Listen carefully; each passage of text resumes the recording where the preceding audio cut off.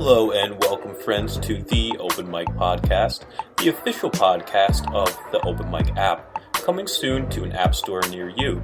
But in the meantime, let's hear from the artists. Today, I spoke with the lovely and talented Johanna Roehrig. Johanna is an award-winning German violinist studying to get her master's at the Royal Academy of Music in London. She has been given the great honor of playing with the Philharmonic Orchestra this summer.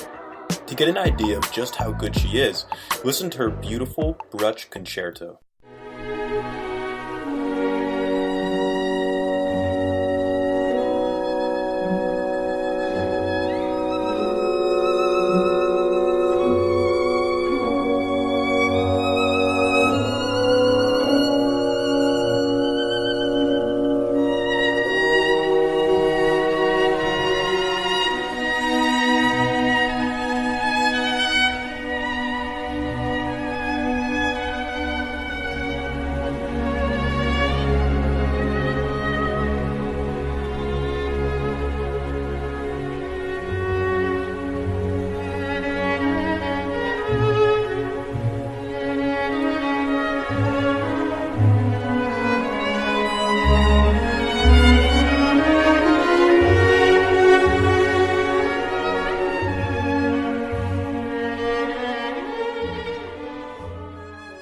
Johanna, how are you? I'm great, thank you. I noticed that you were part of the Royal Academy of Music in London. And just to tell listeners who don't know too much about the Royal Academy, it's the oldest conservatory in the UK, and it received its royal charter in 1830 from King George IV. So just to put its longevity into perspective. It is, yeah. No, it's amazing to be there. It has a tradition that I think German schools don't have that much. Like some of them do, but like most of them, I don't know. It's just like a great air sort of when you step into that building. I bet you could feel the history of that building, and it's a big honor to be part of that school. Can you just speak a little bit about the experience there, what it's like to perform with other musicians from the school, and currently you mentioned that you're going for your master's. Just talk a little bit about what your end goal is finishing up with the school. So many questions at once. So, yeah, no, it's great to be there. There's like a really high level, and people actually come from all over the world. Like there's lots of people from Asia and from the States, and like literally just from everywhere. And I mean, the school, they ask a lot from us. So in a way, like during some times, it's really demanding, but it's also just such an honor because there's so many concerts that are being organized, and then we get to play in these amazing halls, and we just got a new theater and a new recital hall, and it's great architecture and amazingly beautiful halls, and it's just exciting. It's just exciting to be there and to have the opportunity to play for the audience of the Academy, so to speak, because I think they do have some sort of like a set audience from like people from London who come regularly and who know the place as well. And coming from Germany, how did you decide that you wanted to go to that school? A lot of our listeners come from the United States, so did you look at any music schools in the United States, or kind of from a young age, was it your goal to go to the Royal Academy of Music?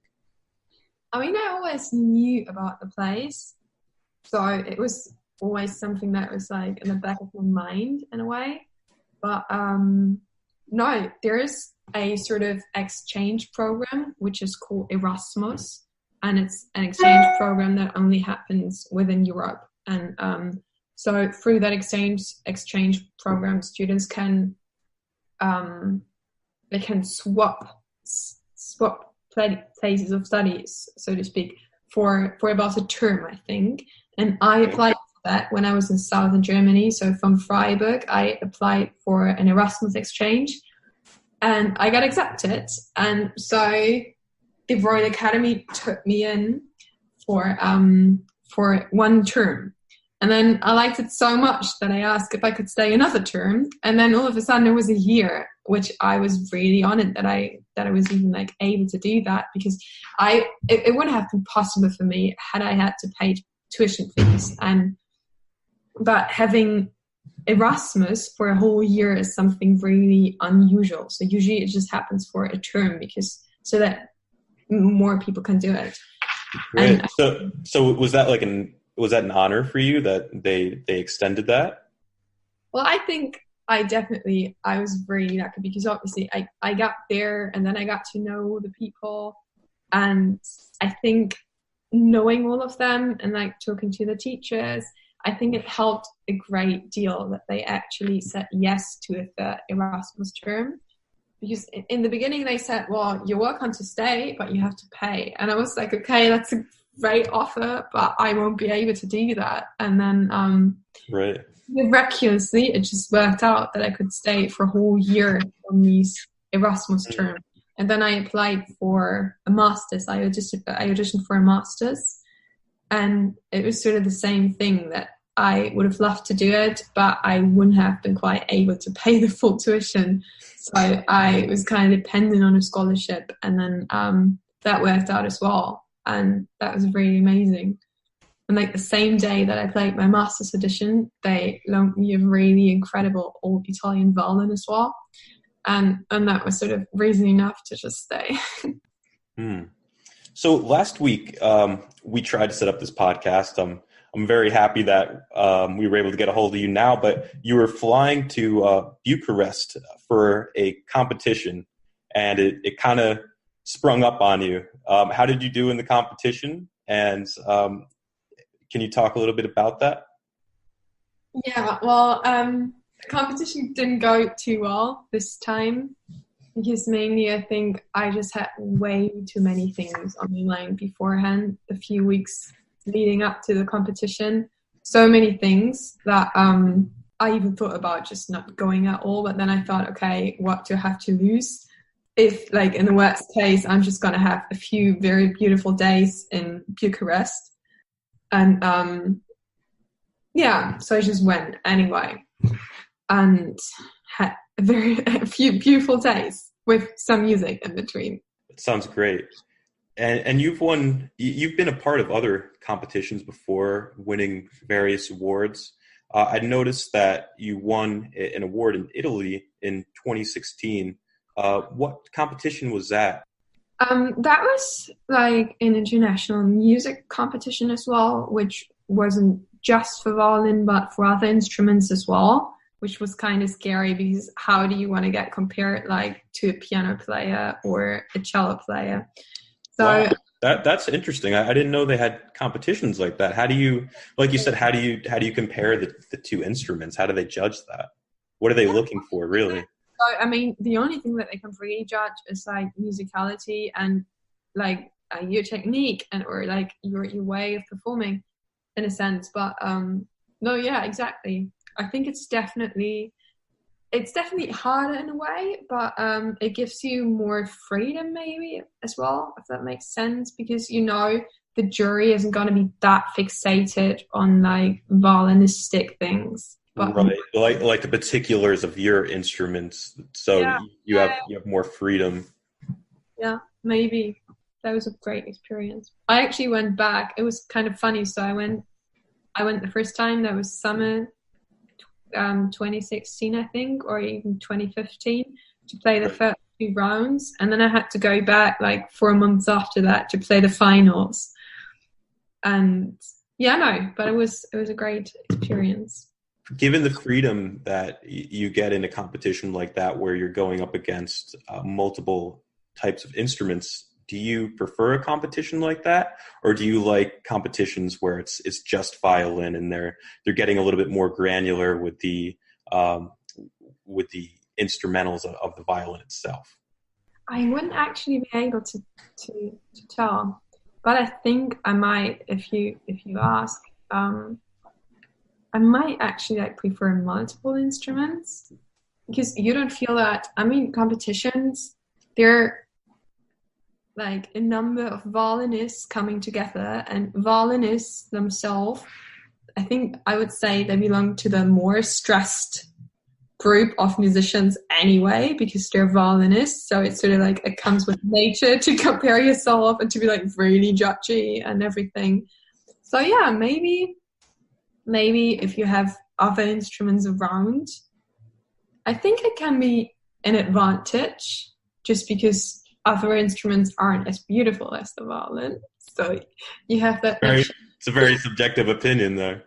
Yeah, come on, that's true, isn't it? So I think that's a sort of advantage. And then maybe, thinking back, it just felt overall, I just felt less stressed. I mean, I did another competition, and that was part of a master class, and that was just violinists as well. And I remember being so stressed because we all had the same repertoire to perform, and it was really, there was a lot of comparison going on, and judgments. So I'm not sure if you'll be able to answer this, and I hope this isn't too weird of a question, but is there a personality that comes with the person who chooses to play a certain instrument? I noticed that you said violinists are normally stressed. What is the personality that comes with choosing to play an instrument? I think, well, maybe it's easier to say like choosing to perform as a soloist or like more going into chamber music, orchestra playing. I think there's I think if you like want to play concerts as a soloist, you need to have like a certain standing and a certain confidence, if that makes sense. And you need to like to really be in the spotlight and put yourself out there and face stressful situations.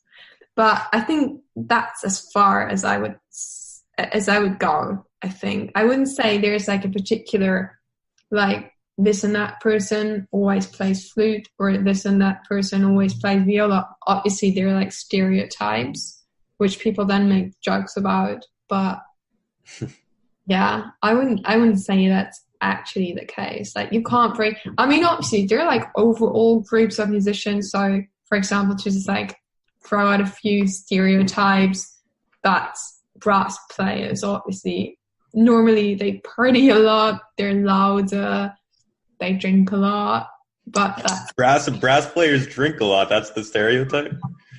Yeah, they really do. And but I mean, then funny. You might have completely drunken, I don't know, string players. So it really depends. There are exceptions, and yeah. Maybe the drinking is how they cope with the stress of performing. Certainly. Unfortunately, that's not even a joke. So certainly, but that's the thing that many musicians do, and it's not just alcohol. I mean, many go and take like beta blockers and like really start and take medication against their anxiety, and yeah. So speaking of stressful situations, I noticed that you're going to be playing with the Royal Philharmonic Orchestra in July of this year. What is that going to be like? And is that a big honor for you to play with them? It is certainly. And I'm really excited already because it's one of the main orchestras in London, and even of course with them, like to play as an orchestra player with them is usually like a big thing, and I've never done that. I'm just sort of like jumping right in and playing with them as a soloist, and I'm obviously very excited, but looking forward to it as well a lot because it's beautiful repertoire, and